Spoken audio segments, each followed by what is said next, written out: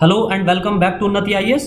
UPSC EPFO के syllabus में हम जैसे कि स्पेक्ट्रम की सीरीज देख रहे थे, जो कि हमारी सभी एग्जाम की दृष्टि से इंपॉर्टेंट है, चाहे वो ईपीएफओ का एग्जाम हो, चाहे वो यूपीएससी का आईएएस का एग्जाम हो, चाहे state civil services specially UPPCS के एग्जाम हो। तो इन सभी एग्जाम की दृष्टि से हमारा ये स्पेक्ट्रम की सीरीज बहुत इंपॉर्टेंट है। स्पेक्ट्रम में यह आज हमारा 9th लेक्चर है। इसमें हम चैप्टर 5 का पार्ट 2 करेंगे और आज हमारा चैप्टर 5 कंप्लीट हो जाएगा। आज के लेक्चर में स्पेशली हम पूरी जो लेक्चर है हमारा वो 1857 की क्रांति पर बेस्ड है कि 1857 की क्रांति के प्रमुख कारण क्या थे, राजनीतिक, आर्थिक और सामाजिक कारण क्या थे, उस क्रांति का विस्तार कहाँ कहाँ तक था, किस तरह फैली क्रांति, किस तरह क्रांति ने अपना स्वरूप बदला, अलग अलग शहरों में, अलग अलग राज्यों में क्रांति का किस तरह फैलाव हुआ, किस तरह कहाँ कहाँ पर किस किसने नेतृत्व किया, किस तरह उस क्रांति का दमन हुआ, अंग्रेजों ने किस तरह उसका दमन किया और दोबारा से सत्ता हासिल की, फिर उसकी क्रांति के क्या परिणाम रहे, किन किन जनरलों ने, किन किन जो वाइस रॉय थे उन्होंने किस तरह इसको कंट्रोल किया, किस तरह उन्होंने अपना मैनेजमेंट दिखाया और दिल्ली, मेरठ, आपका बरेली, गोरखपुर, यहाँ सब जगह किस किसने नेतृत्व किया था, ग्वालियर, झांसी, यहाँ किस किसने नेतृत्व किया और वहां पर अंग्रेज जनरल कौन थे जो वहां उस नेतृत्व का सामना कर रहे थे, यानी कि अंग्रेजों की तरफ से, ईस्ट इंडिया कंपनी की तरफ से कौन इन नेतृत्वों को, इन हर क्षेत्र में नेतृत्व को दबाने की कोशिश कर रहा था। तो 1857 में हम देखते हैं कि ये इस विद्रोह का अपना अलग महत्व है। हिस्ट्री में, हमारी इंडियन हिस्ट्री में, स्पेशली मॉडर्न हिस्ट्री में इस क्रांति का सबसे ज्यादा महत्व है। और कुछ इतिहासकार तो ऐसे हैं जो मॉडर्न हिस्ट्री का आगमन ही 1857 की, यानी कि हमारी इंडियन नेशनल मूवमेंट, स्पेशली अगर हम भारत के स्वतंत्रता संग्राम की बात करें या भारत में आंदोलन की बात करें, इंडियन नेशनल मूवमेंट, राष्ट्रीय आंदोलन की बात करें, तो उसकी शुरुआत ही 1857 से मानते हैं। इसमें इसकी जो, अगर हम इसके कुछ कारणों पर अगर नजर डालें तो हम देखते हैं कि इसमें जो सामाजिक कारण थे उसमें सैनिकों के साथ बुरा बर्ताव होता था। यहाँ पर इनको दोयम दर्जे का नागरिक माना जाता था। किसी भी, जैसे कि हमने पिछले लेक्चर में भी देखा था कि जो इंडियन थे, इंडियनों को सैनिक के तौर पर भर्ती तो दी जाती थी, लेकिन किसी भी हाल में जमादार से या जो सूबेदार होते हैं इनसे ऊंचे पदों पर उनकी प्रोन्नति नहीं होती थी, उनको पदोन्नति नहीं दी जाती थी। यहाँ पर 1765 में बंगाल में जो बक्सर का युद्ध हुआ था, 1806 में वेल्लोर में, 1824 में बैरकपुर में, ये अन्य जगहों पर इसी वजह से अलग अलग तरह से विद्रोह भी होते रहे। इनके सामाजिक कारणों और आर्थिक कारणों में जैसे, और फिर इसका आता है धार्मिक कारण। धार्मिक कारण भी इन कारणों में बहुत महत्वपूर्ण था। जैसे कि हमने आपको बिल्कुल स्टार्टिंग के लेक्चर में हमने देखा था कि अंग्रेज व्यापारिक कंपनी के तौर पर आए थे भारत में, जितने चाहे वो अंग्रेज हो या कोई भी यूरोपियन कंपनी हो, वो व्यापारिक कंपनी के तौर में भारत पाए। लेकिन उन्होंने क्या किया, उनके जो मंशा थी वो आड़ में क्या करते थे, अपने व्यापार के आड़ में ईसाई धर्म का प्रचार प्रसार बहुत तेजी से कर रहे थे। और जहां पर उनको मौका, उनके पास देखिए पैसे की कोई कमी नहीं थी, आर्थिक तौर पर वो बहुत ज्यादा सक्षम थे। तो जहां पर उनको मौका मिलता था वो वहां पर जबरन भी कन्वर्जन कराते थे, धर्म का परिवर्तन कराते थे, और जहां पर उनकी दाल नहीं गलती थी वहां पर वो लालच देकर, यानी कि पैसे के बल पर भी धर्म का कन्वर्जन कराते थे। इसलिए बहुत बड़ी मात्रा में केरला के अंदर बहुत बड़ी मात्रा में धर्म का कन्वर्जन किया गया था। इसलिए अगर आप देखेंगे तो हिंदू धर्म में जो जातिवाद का सिस्टम है वो केरला में बहुत कम पाया जाता है। उसकी वजह यह है कि बड़ी मात्रा में जो निचले, जैसा कि सो कॉल्ड जो ब्राह्मण होते थे हिंदू धर्म में, यहाँ हम जातिवाद की अगर थोड़ी बात करें तो जातिवाद के आधार पर जो हिंदुओं में 4 वर्णों का उल्लेख है, उसमें जो लास्ट होते थे उनको, जैसे कि आपको पता ही होगा, ब्राह्मण, क्षत्रिय, और क्षत्रियों के बाद शूद्र आते थे, और फिर लास्ट तो ब्राह्मण होते थे। ब्राह्मण सबसे ऊपर होते थे वैदिक धर्म के अनुसार, फिर ब्राह्मण के बाद क्षत्रिय आते थे, उसके बाद वैश्य और फिर शूद्र आते थे। तो शूद्रों को तो वैसे ही हीन समझा जाता था। तो और उस टाइम तक भी भारत की सामाजिक स्थिति थी वो बहुत ज्यादा दयनीय थी। तो इसलिए इस वजह से भी बहुत ज्यादातर लोगों ने जो शूद्र लोग जाति के लोग थे, ज्यादातर लोगों ने धर्म का कन्वर्ट हुए और वो क्रिश्चियन बने। इसलिए आप देखेंगे जातिवाद सबसे कम पाया जाता है केरल में। तो जो उस टाइम शूद्र थे उन्हीं के ही जो संतानें हैं वो आज सारी क्रिश्चियन हैं, सारी संतानें क्रिश्चियन हैं। इसी तरह जब आप आगे चलकर जैसे इसी की 1857 की क्रांति का एक मुख्य कारण ये था कि धार्मिक, उस टाइम लोग धार्मिक तौर पर बहुत मान्यता रखते थे, धर्म के मामले पर वो किसी की नहीं सुनते थे। जैसे कि अब तो थोड़ी सोसाइटी लिबरल हो चुकी है थोड़ी, लेकिन उस टाइम पे ऐसा लिबरलिज्म नहीं था। तो एक तो हिंदू धर्म में समुद्र पार जाना पाप समझा जाता था। एक और सैनिक क्या करते थे, ये ब्रिटिश सैनिक जो थे, ईस्ट इंडिया कंपनी जो थी या ब्रिटिश जो था, ब्रिटेन जो था, वो उसकी कई कंट्रीज में कॉलोनी थी। जैसे कि दक्षिण अफ्रीका आप देख सकते हैं, अमेरिका देख सकते हैं, लैटिन अमेरिका के कुछ कंट्रीज में उनकी कॉलोनीज थी, उनकी ईस्ट एशिया में कंट्री ईस्ट एशियन कंट्रीज में कुछ कॉलोनी थी। तो और यात्रा करने का सिर्फ एक ही साधन था। अगर दूसरे कॉन्टिनेंट में आपको जाना है, दूसरे महाद्वीप में जाना है, तो सिर्फ एक ही साधन था यात्रा करने का, वो था पानी का जहाज। तो समुद्र पार यात्रा करना भारतीयों में, हिंदू धर्म में पाप समझा जाता था और वो उनको बड़ी मात्रा में यात्रा करनी पड़ती थी। अब दूसरी एक उस पे भी सोने पे सुहागा, एक सबसे खतरनाक क्या चीज हुई, जैसे कि हिंदू धर्म में गौ हत्या पाप माना जाता है। और कहाँ गौ हत्या तो एक जगह पाप है ही, चाहे कोई भी करे, कोई भी धर्म का करे, उसको वो एक घृणा की नजर से देखा जाता है हिंदू धर्म में, चाहे वो करे कोई भी धर्म वाला। आप मेरा इशारा समझ रहे होंगे। लेकिन उसमें कमाल ये हुआ कि एक तो इतनी बड़ी चीज कि गौ हत्या, और उसमें दूसरी उससे बड़ी चीज ये है कि गौ हत्या में जो गाय की चर्बी थी उसको कारतूसों में इस्तेमाल किया जाने लगा। और उन कारतूसों का जो आप देखते होंगे पुरानी फिल्में, जैसे कि अजय देवगन की या अक्षय कुमार की पुरानी फिल्में देखते होंगे या सुनील शेट्टी की, उसमें वो बम को ग्रेनेड जो होता है उसको, उसकी एक पिन होती है, उसको मुंह से निकाल कर फेंकते थे बम मारने के लिए। तो उस पिन को मुंह से निकाल खींचा जाता था, उस चर्बी को मुंह से खींचा जाता था। तो अब ये चीज, और फिर इसी तरह जिस तरह पवित्र इनको हिंदू धर्म में गाय को माना जाता है, उसी तरह सबसे ज्यादा अपवित्र मुसलमानों में, मुस्लिम धर्म में सुअर को माना जाता है, सुअर को माना जाता है। और वो तो इसकी तरफ देखना भी पसंद नहीं करते। तो उसमें सुअर की चर्बी होती थी। कमाल आप ये देखें कि इनका कंट्रास्ट कि उन्होंने सुअर की चर्बी और गाय की चर्बी, इन दो चर्बियों का इस्तेमाल किया धर्म को भ्रष्ट करने के लिए। दुनिया में जाने कितने जानवर हैं, ना जाने कितने जानवर हैं, लेकिन किसी जानवर की चर्बी का इस्तेमाल नहीं किया गया, सिर्फ इन दो जानवरों की। आप ये गौर करें इस चीज पर। इसलिए आप अपने एनालिटिकल एबिलिटी को डेवलप करने की कोशिश करिए। इसी तरह क्योंकि आपसे जो क्वेश्चन पूछा जाता है आंसर राइटिंग के पर्सपेक्टिव में, अगर हम आईएएस के पर्सपेक्टिव में बात करें तो आंसर राइटिंग में जो आपसे क्वेश्चन पूछा जाता है डेस्क्रिप्टिव, वो आपकी एनालिटिकल एबिलिटी को जज करने के लिए पूछा जाता है कि आपने थ्योरी से अपना सार कितना डिराइव किया, क्या सार निकाला, उसकी क्या समरी आपने निकाली, उससे आपने क्या अपने जो ओपिनियन क्या बनाई है, अपनी राय क्या डेवलप की। क्योंकि आप ये तो पढ़कर कोई भी जा सकता है, स्पेक्ट्रम आपके पास भी वही है और बाकी 10 लाख कैंडिडेट जो यूपीएससी के एग्जाम में बैठते हैं उनके पास भी वो स्पेक्ट्रम वही है। लेकिन आपने क्या डिराइव किया उससे आपने क्या सीखा, उस किताबी लैंग्वेज से हटकर क्या सीखने को मिला आपको, यही डेस्क्रिप्टिव क्वेश्चन की डिमांड होती है। तो इसमें आप ये गौर करेंगे कि गाय की और सुअर की चर्बी ही इस्तेमाल की जाती थी। तो ये सबसे बड़ा, बस ये एक तरह से आखिरी ताबूत में आखिरी किल साबित हुई। जैसे ही ये पता चला तो पूरी छावनी के अंदर एक भूकंप मच गया। अब उन्होंने यहाँ पर लड़ाई झगड़े शुरू हुए। अब जो जितना भी शुरू हुआ है ये सारा 1857 का विद्रोह, तो इसका स्टार्टिंग पॉइंट क्या था? स्टार्टिंग पॉइंट थी बैरकपुर छावनी, और उसमें वहां पर कौन थे? मंगल पांडे। इन्होंने 29 मार्च को ऐसी कारतूस के प्रयोग का विरोध किया जिससे बहुत ज्यादा भगदड़ मची, वहां पर मारा पीटियां हुई और 8 अप्रैल 1857 को इन्हें फांसी दे दी गई। तो इसने और उसमें आग में घी का काम किया। इस घटना ने 8 अप्रैल 1857 को जब मंगल पांडे को फांसी दी गई तो इस घटना ने और इसमें आग में घी का काम किया। तो अब आगे यहां से विरोध शुरू हो जाता है। अब हम आगे चर्चा करेंगे 1857 की क्रांति की। तो अब हम देखेंगे कि 1857 की क्रांति शुरू कैसे हुई। तो इसका जो शुरुआत हुई वो 10 मई 1857 को हुई। 10 मई 1857 को सैनिकों ने व्यापक स्तर पर विद्रोह की घोषणा कर दी और क्रांति की शुरुआत हुई। क्योंकि इसके पहले से हालात तो बन ही रहे थे, लेकिन जब कारतूस के बारे में जब पता चला कि कारतूस में सुअर और गाय की चर्बी का इस्तेमाल किया जा रहा है, तो उसमें सबसे पहले मंगल पांडे ने विरोध किया और उसके बाद उनके विरोध करने के बाद अंग्रेज सैनिकों ने उन्हें फांसी दे दी। ईस्ट इंडिया कंपनी के सैनिकों ने उन्हें फांसी दे दी। उसके बाद ये फिर आग में घी वाला काम हुआ और पूरे देश में क्रांति की शुरुआत हो गई। 10 मई 1857 को क्रांति की शुरुआत हो गई। अब है क्रांति का संगठन, उद्देश्य और समय। तो इसका संगठन जो था, इसके संबंध में ये कहा जाता है कि इसमें संगठन का भाव था, जबकि ऐसा नहीं है, क्योंकि हर जगह संगठन को एक निश्चित दिशा और दशा मिल रही थी। तो इसके उद्देश्य निश्चित समय, प्रचार, तैयारी, एकता, नेतृत्ववादी संगठन के सभी आवश्यक तत्वों का इसमें दर्शन होता है।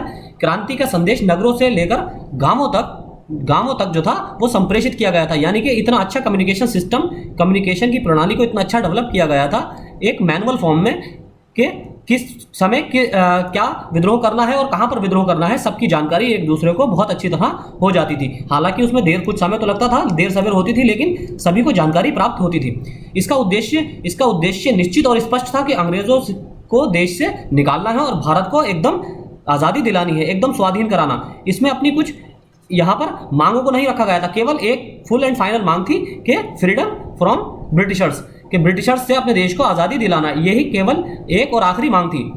ये विद्रोह एकता पर आधारित और अंग्रेजी हुकूमत के विरुद्ध था।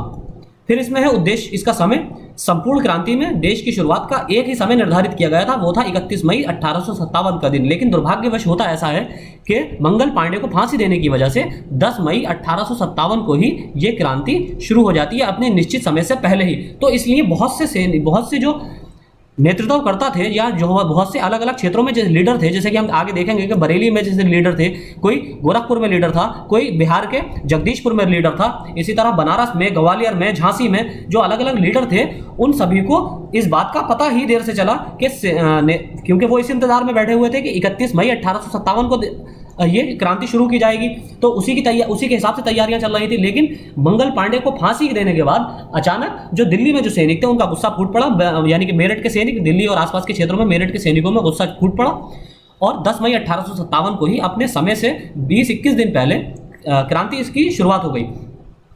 अब क्रांति की शुरुआत, इसमें क्रांति का सूत्रपात मेरठ छावनी के स्वतंत्रता प्रेमी सैनिक मंगल पांडे ने किया और 29 मार्च 1857 को कारतूसों के प्रयोग के विरुद्ध मंगल पांडे ने आवाज उठाई।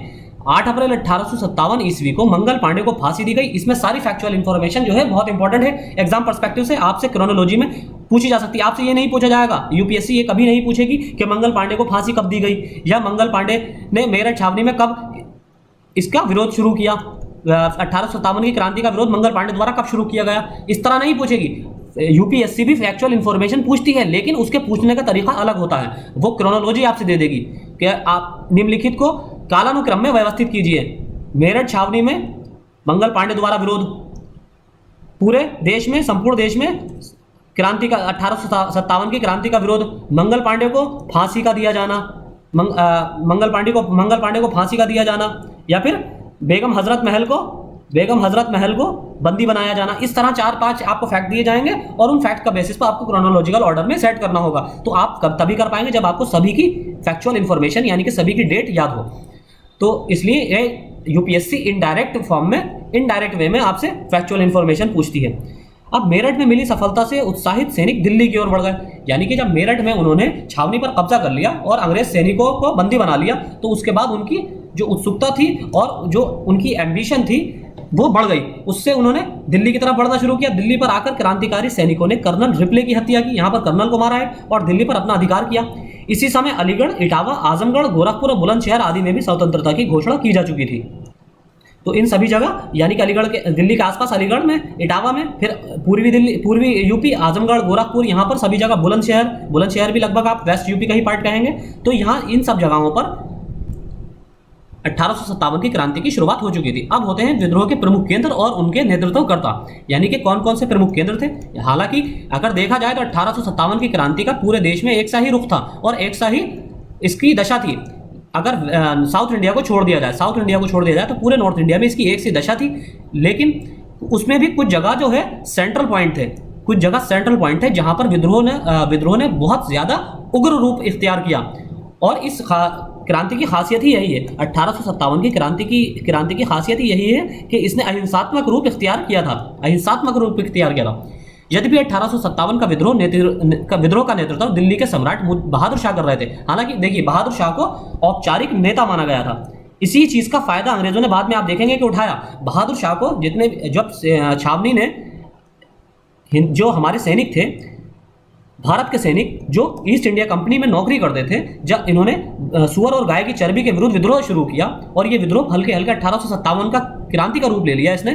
तो अब इनके पास एक कोई बड़ा लीडर नहीं था, तो इनके पास एक मुगलों की ही कमान बची थी, जो मुगल एक निशानी के तौर पर बचे थे। और वो निशानी कौन सी थी? बहादुर शाह। तो बहादुर शाह को एक नाम मात्र का नेतृत्व, अपना औपचारिक, जैसे कि घर का जो बड़ा होता है मुखिया, उसी को ही एक आगे अगुवाई करवा दी जाती है कि आप लीडर बन जाइए, बाकी हम तो सब सपोर्ट कर ही लेंगे। कि अगर कोई कहीं पर कोई फंक्शन है तो जो बड़ा होता है घर का मुखिया, उसको ही अगुवाई करा दी जाती है, यानी कि लीडर बना दिया जाता है एक तरह से कि आप सब चीज़ों पर नजर रखिए।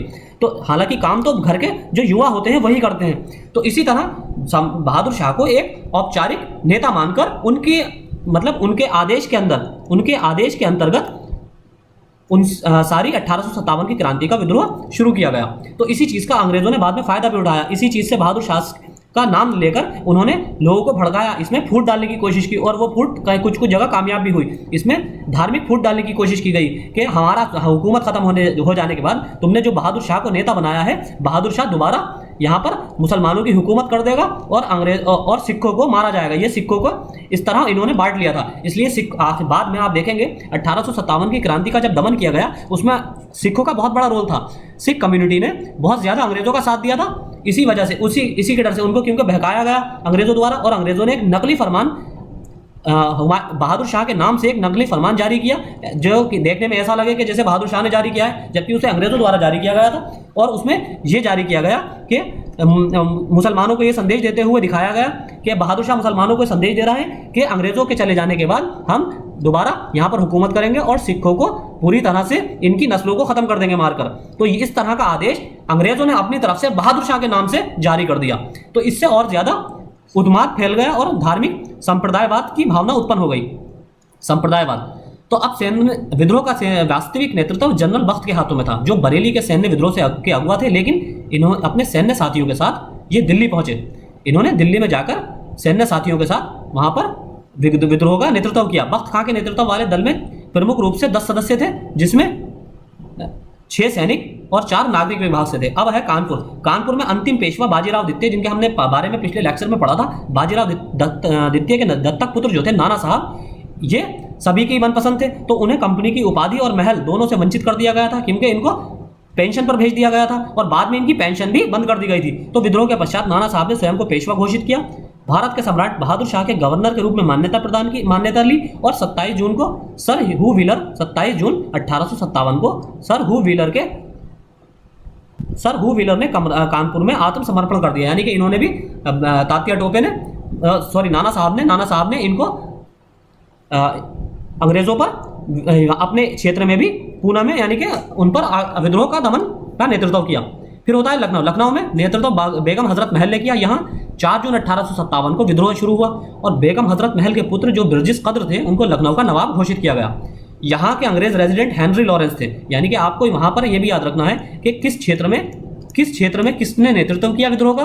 1857 के विद्रोह का नेतृत्व किसने किया। लेकिन साथ ही साथ आपको यह भी याद रखना है कि उस क्षेत्र में ईस्ट इंडिया कंपनी की तरफ से कौन अंग्रेज गवर्नर जनरल था और किसके अगुवाई में, किस अंग्रेज जनरल की अगुवाई में उस नेतृत्व का दमन किया गया। ये भी आपको याद रखना है। जैसे कि यहाँ अंग्रेज रेजिडेंट हेनरी लॉरेंस ने अपने वफादार सैनिकों के साथ ब्रिटिश रेजिडेंसी में शरण ली। फिर बाद में सर जेम्स आउटरम तथा सर हेनरी हैवलॉक ने लखनऊ को जीतने में असफल हुए।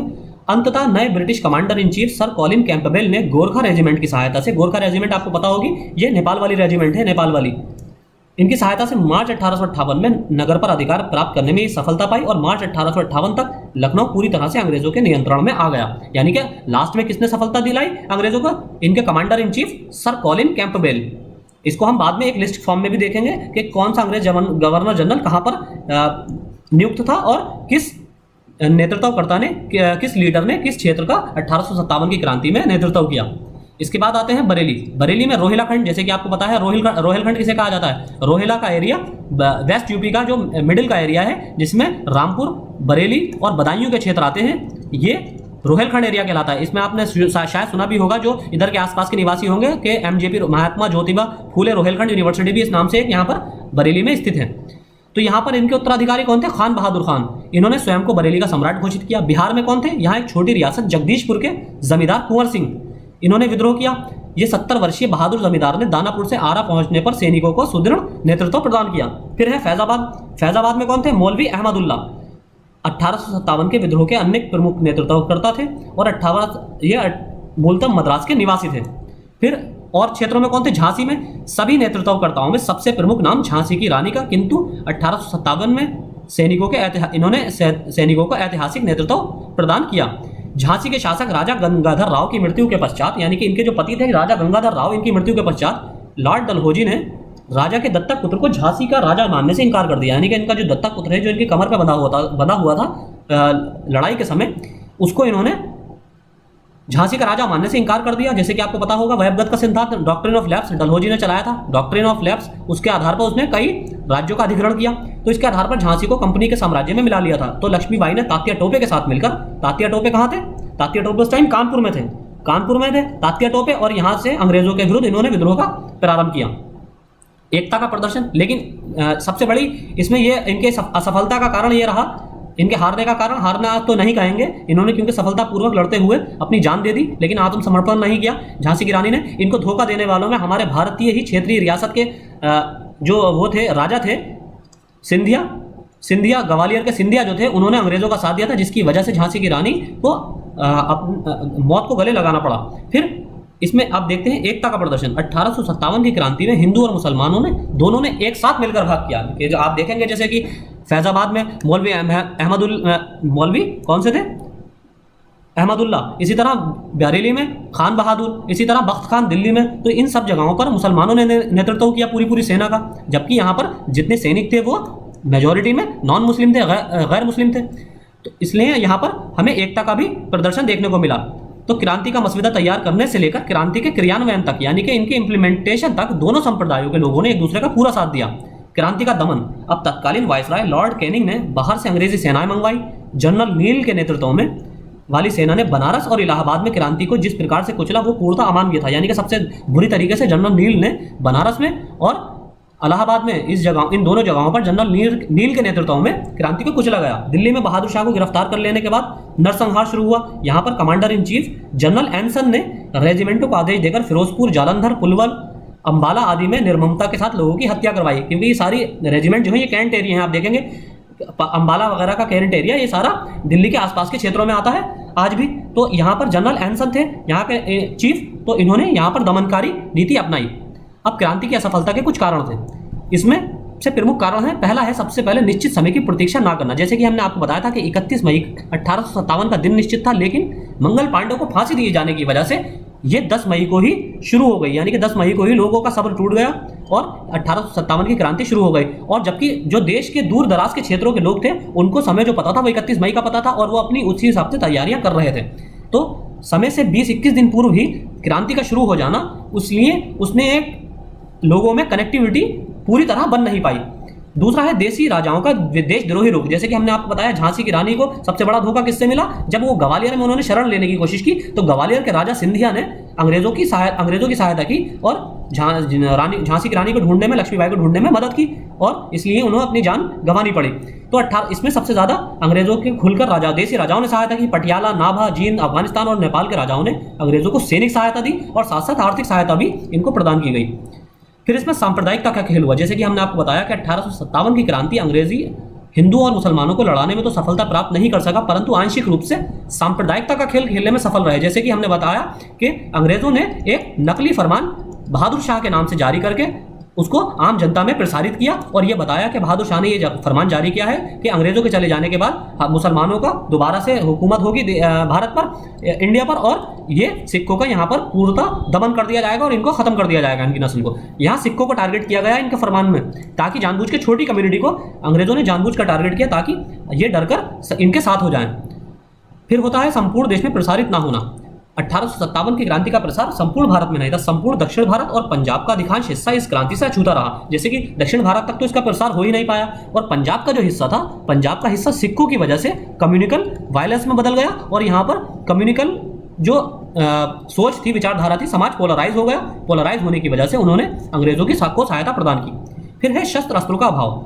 अब क्रांतिकारियों के पास शस्त्र अस्त्रों का भी अभाव था, और आर्थिक दृष्टि से भी वो इतने संपन्न नहीं थे। हालांकि उसमें सैनिक थे, लेकिन वो ऐसे सैनिक थे जो कि पैदल सैनिक थे, जैसे पैदल सैनिक होते थे पहले की सेनाओं में पैदल सैनिकों का बहुत बड़ा रोल होता था, लेकिन उनके पास किसी तरह के हथियार नहीं होते थे, क्योंकि सारे हथियारों का कंट्रोल, जखीरा जो होता था हथियारों का, वो अंग्रेज सेना अपने अंडर में रखती थी, और किसी भी भारतीय सैनिक को आपको पता है जमादार से ऊंचा पद नहीं दिया जाता था, इसलिए शस्त्रों का कंट्रोल कभी भी भारतीयों के पास नहीं आया। भले ही ईस्ट इंडिया कंपनी की सेना में नौकरी करने के बावजूद भी इनके पास शस्त्रों का कंट्रोल नहीं था। 1857 की घटनाओं में जो छुटपुट घटनाएं हुई हैं उसमें इन्होंने शस्त्र लूटने की कोशिश की है, शस्त्रागारों को लूटने की कोशिश की है, तभी इनको थोड़े बहुत शस्त्रों की प्राप्ति हो सकी थी। अगला है इसमें कारण सहायक साधनों का अभाव। अब सत्ताधारी होने के कारण रेल, डाक, तार, परिवहन और संचार अन्य सभी साधनों पर अंग्रेजों के अधीन थे, तो इसलिए जो भी तार या डाक के जरिए किसी सूचना को प्रसारित करने की कोशिश की जाती थी अगर क्रांतिकारियों द्वारा, तो उन सारी डाकों को खोलकर पढ़ा जाता था अंग्रेजों के द्वारा कि क्या क्या इंफॉर्मेशन एक जगह से दूसरी जगह पहुंचाई जा रही है। सैनिक संख्या में अंतर, एक तो विद्रोह करने वाले भारतीय सैनिकों की संख्या वैसे कम थी, दूसरे अंग्रेजी सरकार को बाहर से भी अतिरिक्त सैनिक संख्या मंगवा ली उन्होंने, सैनिक मंगवा लिए बाहर ब्रिटेन से, और साथ ही जो हमारे पड़ोसी देश थे अफगानिस्तान, नेपाल, ये भी इनको सैनिक सहायता प्रदान कर रहे थे और फिर क्षेत्रीय राजा भी अपनी सेना प्रदान कर रहे थे। इसके अतिरिक्त देशी रियासतों के सैनिकों से भी अंग्रेजों को सहयोग मिला। फिर इसके बाद है क्रांति के परिणाम, इसके आउटपुट क्या रहा है, आउटकम्स क्या रहा है। सत्ता का हस्तांतरण सबसे पहला इसका और सबसे मोस्ट इंपॉर्टेंट जो इसका आउटकम था वो ये था कि अब 1857 की क्रांति के बाद ब्रिटेन को ये लगने लगा कि अब ईस्ट इंडिया कंपनी की बस की बात नहीं है सत्ता संभालना, अब हमें डायरेक्टली ही कंट्रोल करना पड़ेगा, यानी कि खुद हमें सत्ता चलानी पड़ेगी। तो ईस्ट इंडिया भारत का सारा राजनीतिक सत्ता अब ईस्ट इंडिया कंपनी के हाथों से निकलकर सीधी ब्रिटेन के क्राउन के हाथ में आ गई, ब्रिटेन के क्राउन के हाथ में आ गई। दूसरा, अब भारत का शासन प्रत्यक्षता ब्रिटेन करने लगा। 1858 अधिनियम पारित किया गया। अब शासन व्यवस्था के लिए संगठित board of control, the code of proprietors तथा द कोड ऑफ डायरेक्टर्स का विघटन हो गया। इसके स्थान पर the secretary of state for India, Bharat सचिव, इसकी स्थापना की गई और नए पद का सृजन किया गया, भारत सचिव का नया पद बनाया गया। और इस सचिव की सहायता के लिए इंग्लैंड में भी एक परिषद का गठन किया गया। अब भारत का गवर्नर जनरल ब्रिटिश सरकार का प्रतिनिधि बन गया और इसे वाइसरॉय कहा जाने लगा, यानी कि ये वाइसरॉय बन गया। अब गवर्नर जनरल नाम कहकर इसको वाइसरॉय कहा जाने लगा। और आप देखेंगे कि बोर्ड ऑफ कंट्रोल और द कोड ऑफ प्रोप्राइटर्स, ये दो बोर्डों का गठन किया गया था। अब आपको बताना है ये कौन से रेगुलेटिंग एक्ट, ये रेगुलेटिंग एक्ट मैंने आपको थोड़ी हिंट भी दे दी। रेगुलेटिंग एक्ट के तहत इन दो का गठन किया गया था जिसको विघटित किया गया 1858 के अधिनियम में। तो आपको ये बताना है कि किस अधिनियम के तहत इसका गठन किया गया था। फिर इसके परिणामों में अगला आउटकम है सतर्कता में वृद्धि। 1857 की क्रांति के बाद अंग्रेजों ने सेना और सैन्य सामग्रियों पर एकाधिकार कर लिया, जिससे भविष्य में भारतीय सैनिकों की ओर से उनके लिए कोई खतरा उत्पन्न ना हो। फिर है शस्त्र अस्त्र पर प्रतिबंध। अंग्रेजी सरकार ने भारत की साधारण जनता के बीच अस्त्र शस्त्र रखने की मनाही कर दी। इससे भारतीयों की आक्रामक शक्ति को पूर्ण रूप से पंगु बना दिया। अब उन्हें बिल्कुल मजबूर कर दिया, अब कोई भी अस्त्र नहीं रख सकते थे, किसी भी तरह का हथियार भारतीयों को रखने की अनुमति नहीं थी।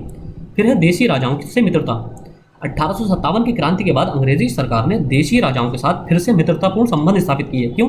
अब 1858 का जब अधिनियम पारित हुआ तो भारत की जो सत्ता है वो ब्रिटिश हुकूमत के अंडर में आ गई। तो ब्रिटिशर्स ने क्या किया, यहाँ के जो देशी राजा थे जिन्होंने पूरी सैनिक सहायता और हर तरह से अंग्रेजी सेना को सहायता प्रदान की थी, ईस्ट इंडिया कंपनी की सेना को, तो इसलिए इन्होंने इनको एक तरह से फल देते हुए, यानी कि अवार्ड देते हुए इनको देशी राजाओं से मित्रतापूर्ण संबंध स्थापित किए और देशी राजाओं के साथ विरोध की नीति अपनाने की उन्होंने भारी कीमत चुकानी पड़ी थी, इसलिए इसको उन्होंने छोड़ दिया। फिर है पाश्चात्य सभ्यता के प्रभाव में वृद्धि। अब 1857 की क्रांति में ने ऐसी शिक्षा पद्धति को लागू किए जाने को प्रोत्साहित किया जिससे भारतीय धर्म और संस्कृति को भूल जाए तथा पाश्चात्य संस्कृति की ओर अग्रसर हों, यानी कि वो ब्राउन रंग के अंग्रेज बनाना चाहते थे। ब्राउन रंग के अंग्रेज यानी कि जो देखने में भारतीय हों लेकिन अंदर से पूरी तरह वो अंग्रेज हो जाएं। भारतीयों से दूरी में वृद्धि। अब अंग्रेजों ने भारत में आरंभ से गोरे और काले के आधार पर श्रेष्ठता और हीनता की भावना फैला रखी थी, लेकिन 1857 की क्रांति के बाद तो प्रत्येक अंग्रेज भारतीयों से सावधान और अलग अलग रहने लगा। पहले बहुत से लिबरल टाइप के अंग्रेज थे जो कि भारतीयों से मित्रतापूर्वक रवैया रखते थे, लेकिन अब वो भी धीरे धीरे बहुत कम होने लगा। सरकार की नीति में परिवर्तन। ईस्ट इंडिया कंपनी के शासन के अंतिम दौर में भारत में कठोर एवं दमनात्मक कार्य नीति को अपनाया गया। अब एक चीज़ और थी, यहाँ पर पूरा ब्रिटिश कंट्रोल था इंडिया में, ब्रिटेन 1857 की क्रांति और उससे पहले भी। तो जब 1857 की क्रांति हुई तो जब भी उससे पहले बहुत से जो ब्रिटिशर्स, जो आम नागरिक थे, ब्रिटेन के जो आम नागरिक थे, वो इस बात का बहुत विरोध करते थे कि ब्रिटेन की सरकार किसी देश पर क्यों जुल्म कर रही है, यहाँ पर क्यों अत्याचार कर रही है, क्यों इनका एक्सप्लॉयटेशन कर रही है। ब्रिटेन की आम जनता इस चीज़ का विरोध करती थी।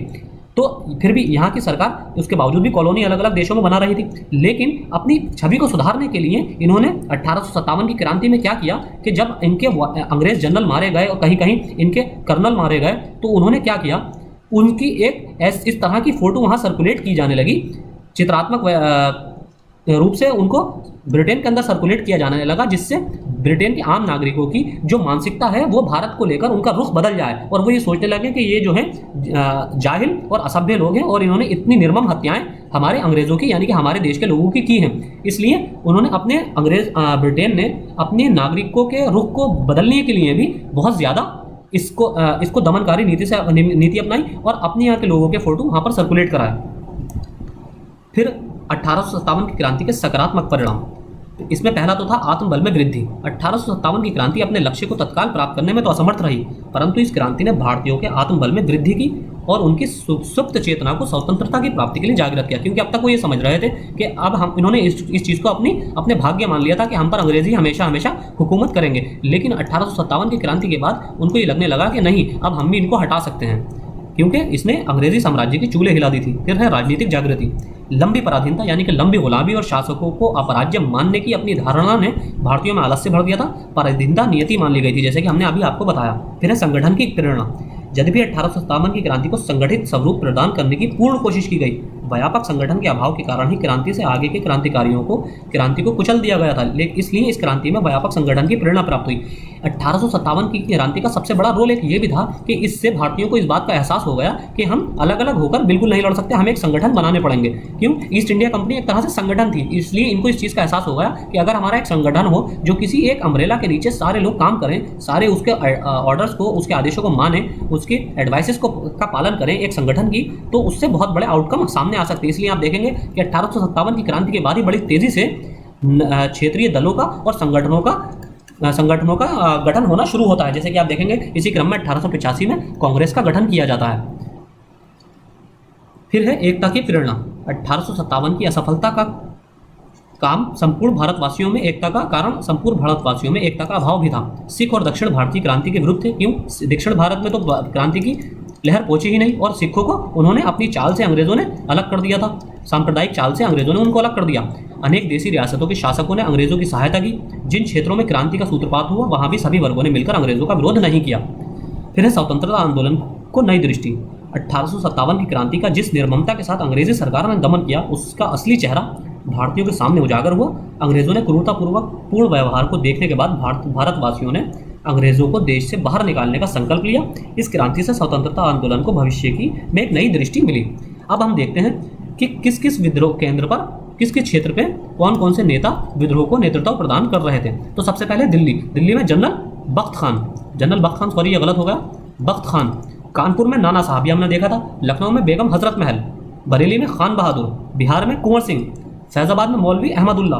झांसी में रानी लक्ष्मीबाई, ये आपके लिए आसान है याद रखना। इलाहाबाद में लियाकत अली।